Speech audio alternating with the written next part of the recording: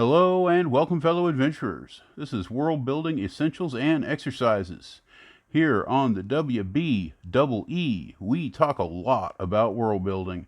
It's the reason I run campaigns, and even when I wasn't, I still did it, 'cause it's fun. I drew my first map and... Come on, say it. You know this. I flex my old age and wisdom in almost every video. Fine. We'll get to the point. Today, forests. When I think of a forest in D&D, two things jump to the front of my mind: resource extraction and a place for the monsters to hide. Usually, you don't have big settlements in forests. Less people mean a place for the bad guys to roam. Then again, your hometown might have very well once been surrounded by trees, but they all got chopped down over time. Those trees had it coming, I say. Wood is a great building material and excellent for setting fires, but not all of it's created equal. Maybe there'll be a video someday on different trees, categories, hardwoods, softwoods, what's best for milling. I could create an entire new world building system for the classification of trees with charts, diagrams, dioramas. Sorry, got excited. Did I mention that forests look great on a map? Almost as good as mountains. You can do the froofy thing, or draw popsicle trees. The options are endless. Well, two actually. Is two endless? Trees, a river and some mountains. A coast, you have some real artwork going on. On Incarnate, you have options as well. Single trees, density, trees that add color to your landscape. More importantly, a whole plethora of world building options for your campaign. For our purposes, we're talking about a whole region, let's say at least 2,500 square miles, or a box on the map, 50 by 50 miles. That's enough room for an apex predator supported by its own ecosystem. Note that forests can either be hilly or level terrain. When it comes to mountains, there is a huge debate in the world building backrooms. Is it a forest biome in mountains, or a mountain biome in forests? You can't believe the passion and sometimes violence at these world building councils. Needless to say, but we're going to say it anyway, forests can be much bigger than 2,500 square miles. The Amazon is 2.5 million, and yes, I would say jungle is a form of forest. To me, the most important parts of a definition would be a livable canopy and impacted sightlines. Beyond that, it's all flavor. If you have a preconceived notion of a forest that you want to place on your world, that's great. But often you'll be developing these areas after they've been placed on a map that you've created. About the only requirement for their existing is a growing period, even a short summer will do, and a respectable amount of rain. About 30 inches annually is minimum. Rivers may cut through, possibly even big ones. Also, you will almost never have any sizable herds of large animals. Birds are common, but nothing too large. It's a biome that favors small and medium creatures. A significant, possibly even old-growth forest near a population is going to need a reason it still exists. It could be protected by a church, possibly druids, or even reserved as a reserve by the local government. It could be the home of a powerful entity that local authorities either cannot or will not deal with. Well, let's face it, man is selfish. Dwarves need fuel for their forges, and I've never met a tree-hugging tiefling. For density, you could always use a 1 to 10 scale. 1 is half a step away from plains with sporadic trees. 10 is a 3D puzzle of limbs and vines. It's a maze where you're always negotiating the next root ball, and you rarely see the ground. Most of the forests we're used to are 6s, or maybe 7s if you live in a tropical rainforest. That rating is going to have a lot to do with your sight range. Low density spotting could still be over a mile. High density, you might smell your enemy before you see them. Pick your tallest tree early. If you're using the oscillating method, world building your first forest might be a cue to zoom out and establish a few things on various scales: planetary, regional, local. What's your tallest tree? What's your most massive? It's not necessarily the same thing.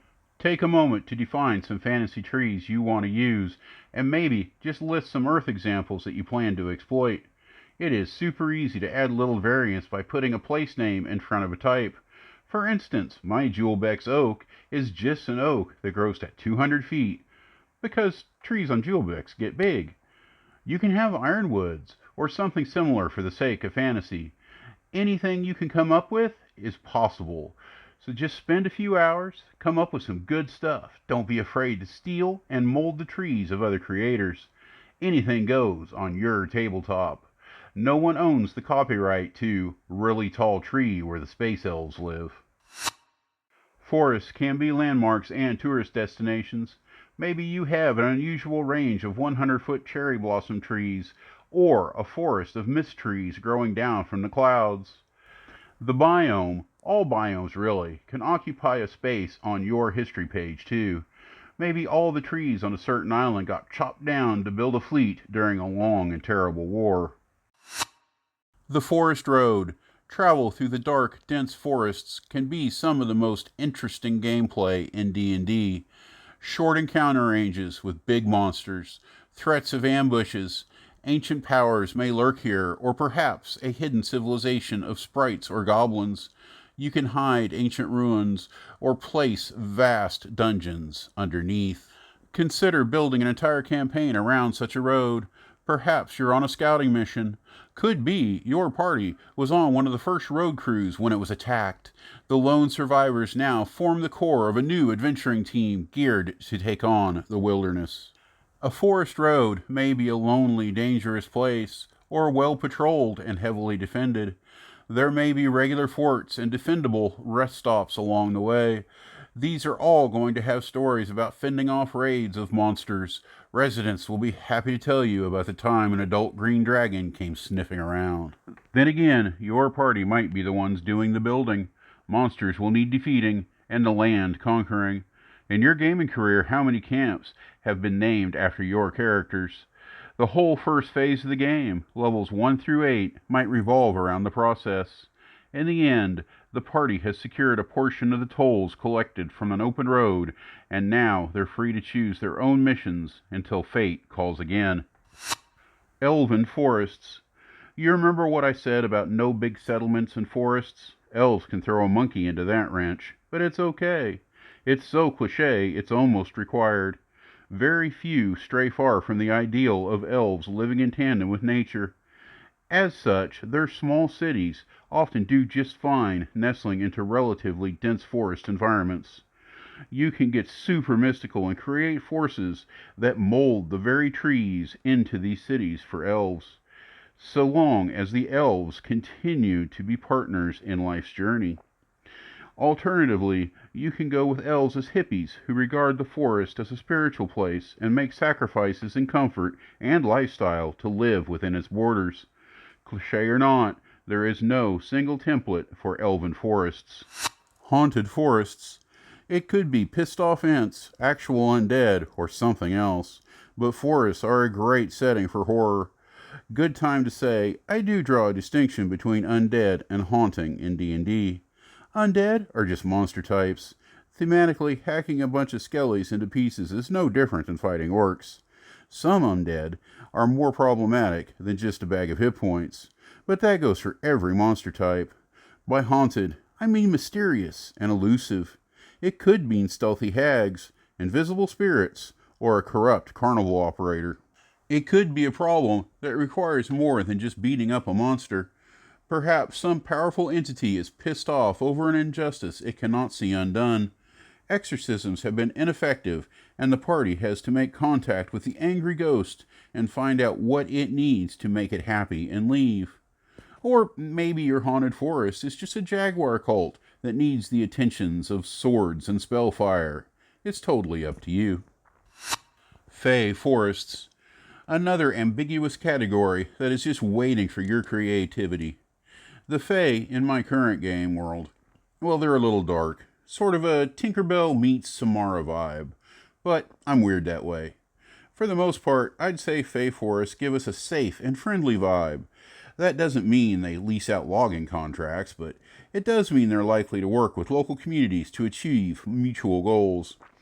These are the forests of unicorns, a place where the mighty Flump can roam free. Parts of the region might be sealed off to mortal beings, while others are welcome to outsiders. It's a place for druids to contemplate and evildoers to seek redemption. A place of beauty, peace, and friendly bumblebees. It's just a forest. Even in fantasy, sometimes a thing is just a thing. Forests are rarely more than a place for resource exploitation. Low-dev societies live in harmony, but only because they don't yet have the capacity to tear it all down. Mid-dev states are likely to clear-cut their way into farmland and ranges fit for grazing. Later, high-dev civilizations might encourage restoration, reforestation, and sustainable logging. But once an old-growth forest is gone, it's probably gone forever. World building is about asking questions, so what do we have left to answer? What about temperature? As mentioned before, you only need a brief summer to keep forests going. Pine are more common in cold weather, but it's your world, not Earth. You do you, boo. Rainfall.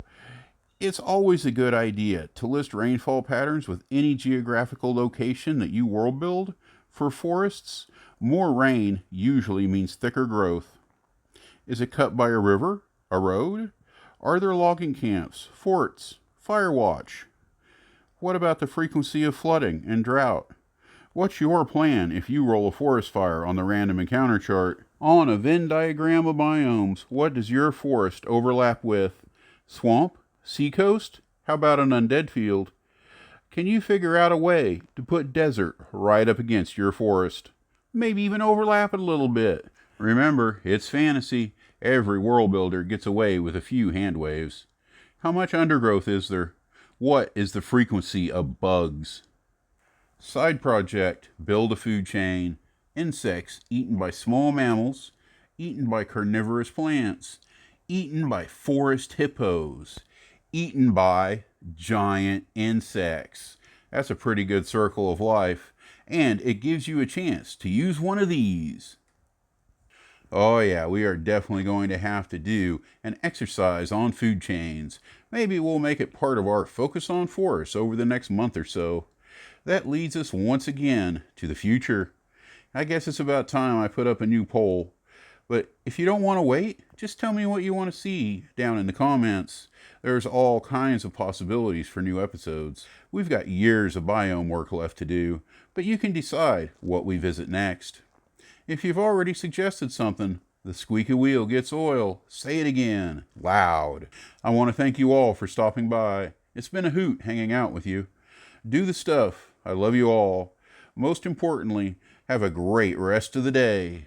Cheers.